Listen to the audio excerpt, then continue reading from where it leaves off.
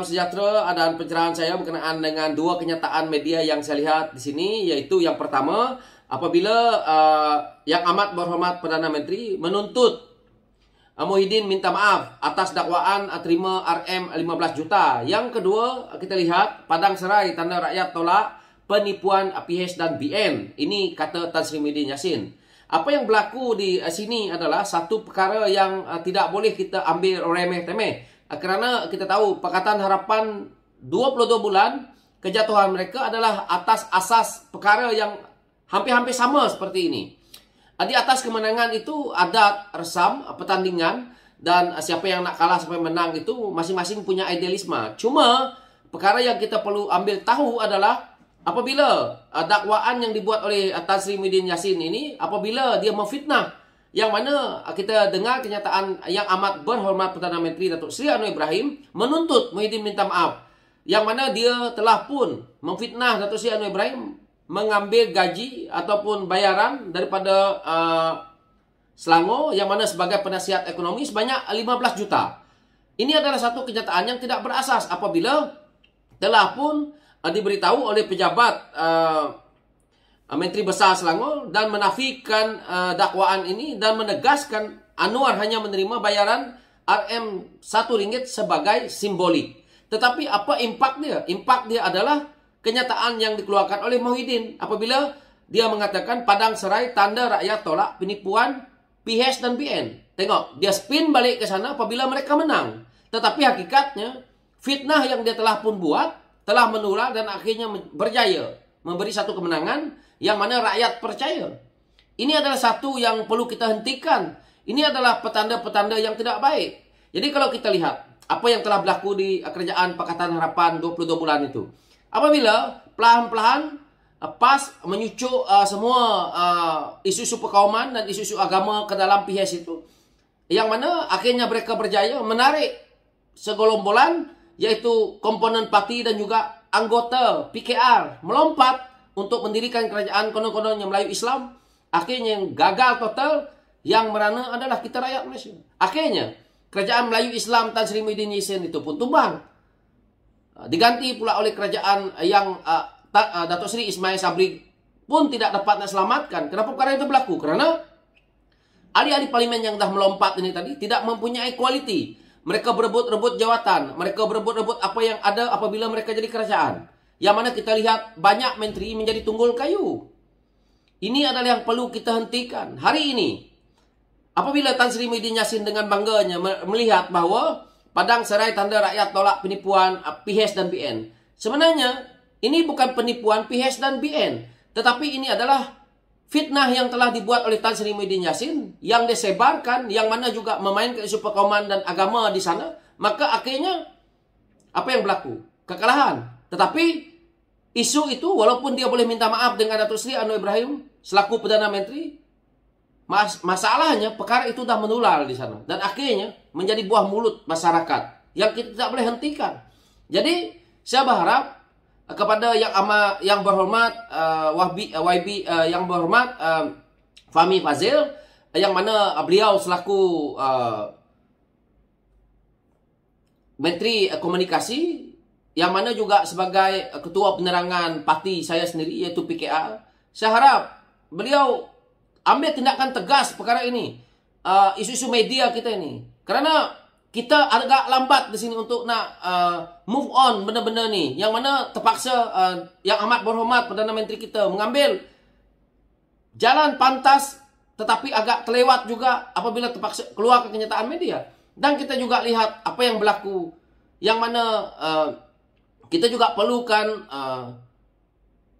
kita punya pimpinan seperti Datuk Seri Saifuddin selaku Menteri KDN harus bergerak pantas juga. Kerana kita lihat apabila fitnah begini berlaku, maka impaknya adalah rakyat percaya dan akhirnya kemenangan ini diberikan kepada musuh politik yang mana pada saya mereka mainkan perkara-perkara yang tidak memberi manfaat sedikit pun pada rakyat.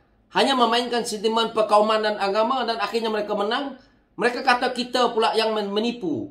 Padahal ini adalah satu penipuan yang tidak baik. Jadi Tan Sri Muhyiddin Yassin, dia cuba sedaya upaya. Bagaimana sekalipun Mereka nak menang. Mereka nak menang dengan cara menipu sekalipun mereka tak kisah. Yang penting mereka dapat kerusi itu sebagai moral mereka. Jadi ini kita jangan lepaskan perkara ini seperti mana kita jatuh dalam 22 bulan. Saya juga agak nak minta maaf lah daripada apa yang saya lihat ini. Tetapi ada setengah menteri kita ni saya terpaksa kritik. Nak buat sidang media, buatlah.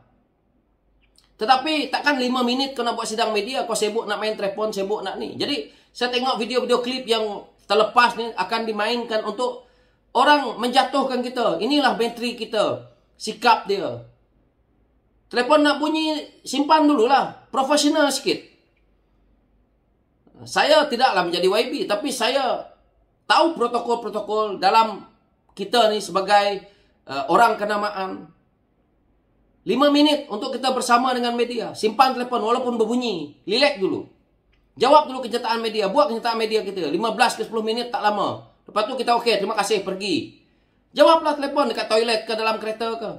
Jadi jaga tu. Kerana benda ni dah menular dalam media. Tidak malu ke kita? Bersikap seperti orang profesional. Jangan macam budak-budak lah. Jadi perkara ini saya lihat. Jadi take note sikit lah. Ini teguran daripada kita rakyat. Apa yang kita nampak. Kita ni akar umbi di bawah. Nampak.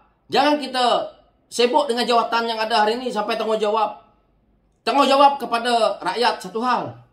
Tanggungjawab sebagai pemimpin satu hal. Tanggungjawab kepada pimpinan kita dalam parti sendiri satu hal. Jadi kita ni rakyat di bawah melihat, menilai. Saya memang kritik walaupun kerajaan saya sendiri kalau dia tidak betul lepas ini saya akan membuat satu kritikan demi untuk kebaikan. Ya, karena hari ini kamu orang nak kemenangan, kamu orang nak jawatan walaupun dalam parti sekalipun. Tetapi daripada akar umbi yang naikkan kamu orang sehingga kan semua jawatan boleh kamu dapat. Dan akhirnya bila kamu di atas nak cari pun susah. Siap-siaplah. Rakyat akan menentukan. Jadi saya harap Pakatan Harapan jangan jadikan 22 bulan itu kamu orang lupa lagi.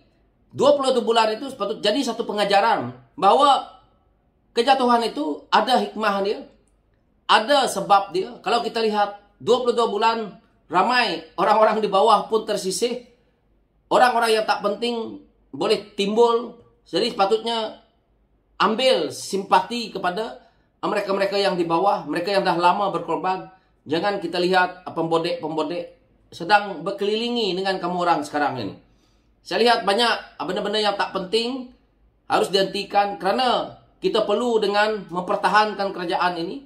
Yang mana kita tengok apabila perkara seperti ini yang mana melibatkan pimpinan utama, pimpinan yang mana Perdana Menteri kita adalah daripada Pakatan Harapan itu sendiri. Kita harus cepat-cepat menjawab, kita harus cepat-cepat melihat bahawa kita perlu pertahankan. Jangan kita berdiam diri sibuk dengan jawatan. Jadi sekarang ni saya nampak ini sedang berlaku. So hentikan segera, buat kerja betul-betul. Kita punya komunikasi. Betul-betul nak kena carilah orang yang ada kebolehan, kepakaran dalam bidang-bidang ini. Jangan kita duk melihat perkara-perkara ini main-main. Dulu kita gagal di sinilah. Ke DN kita dulu macam mana? Tan Sri Muhyiddin Yassin yang pegang tak bergerak. Akhirnya. Jadi ini dua badan yang cukup penting. Jadi saya harap YB Fahmi Fadzil dan YB lantikan Senator Datuk Seri Saifuddin Nasution take note lah perkara ni. Kamu orang dah berjuang lama. Dah merasa pahit manis. Pahit getirnya. Jadi saya sebagai akar umbi melihat kita bukan nak membalas dendam, bukan nak ini. Tetapi jangan sampai serangan-serangan ini kita lambat. Akhirnya memakan diri. Akhirnya membuahkan kemenangan. Mereka yang kata kita menipu. So itulah pencerahan saya berkenaan dengan isu ini. Harap YB menteri saya yang mana melibatkan kementerian-kementerian mereka ambil take note perkara ini. Sekian, terima kasih.